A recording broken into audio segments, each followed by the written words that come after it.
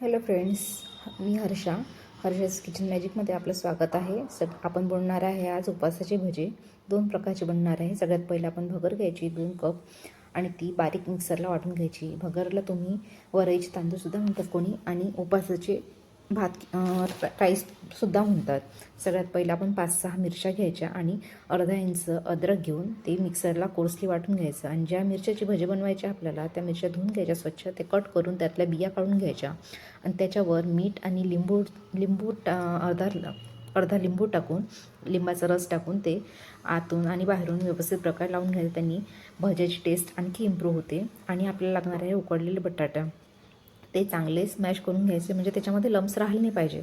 आणि सगळ्यात पहिले आपण मिरचीची भजी बनवूया. सगळ्यात पहिले आपण उकडलेला बटाटा, अर्धा चम्मच मीठ, अर्धा चम्मच काळी मिरची पावडर, अर्धा चम्मच जिरं पावडर आणि 1 चम्मच त्याच्यामध्ये भाजलेले शेंगदाण्याचा कूट टाकणार आहे. आणि ते चांगले आपण मिरचीमध्ये फिल करून घ्यायचं छान प्रकारे. व्हिडिओ शेवटपर्यंत नक्की पहा फ्रेंड्स, तुम्हाला बारीक बारीक गोष्टी सांगणार आहे. आणि तुम्ही माझ्या चॅनलवर नवीन असाल तर सबस्क्राईब, शेअर, लाईक करायला विसरू नका.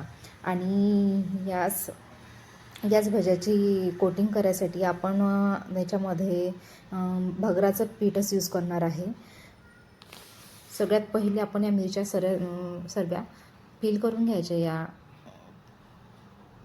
सारणाने. आणि दोन चम्मच भगराचं पीठ घ्यायचं आणि त्याच्यामध्ये जिरं पावडर आणि काळी मिरची पावडर आणि मीठ टाकून स्लरी तयार करून घ्यायची, पाणी टाकून थोडं थोडं. आणि ती मिरच्या सर्व त्या स्लरीमध्ये कोट करून चांगल्या कडकडीत तेलामध्ये तळून घ्यायच्या. आणि फ्रेंड्स, मिरच्या तळायच्या अगोदर तेल चांगलं कडकडीत गरम असलं पाहिजे, हे लक्ष ठेवायचं.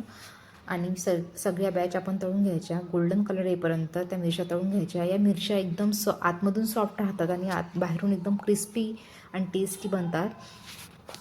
तुम्ही अशा प्रकारे एकदा नक्की करून पहा. आणि आता आपण दुसरे भजे म्हणजे पकोडे बनवणार आहे.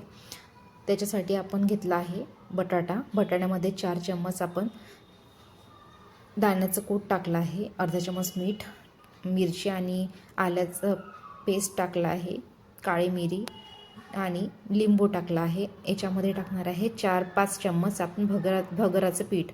ते मिक्स करून घ्यायचं आणि ते छान कडकडीत तेलामध्ये तळून घ्यायचे.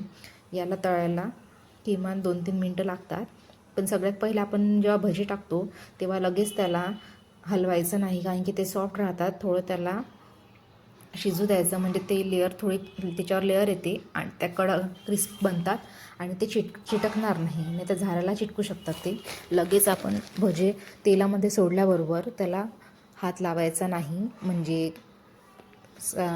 झाऱ्याने पण सुद्धा हलवायचं नाही. त्याला थोडाफार असा कलर येईपर्यंत त्याला शिजू द्यायची. नंतरच त्याला आपण गोल्डन कलर येईपर्यंत शिजून घ्यायची. आणि एकदम पहा किती छान क्रंच आवाज येत आहे, क्रंची, आणि आतून एकदम सॉफ्ट, एकदम छान बनतात.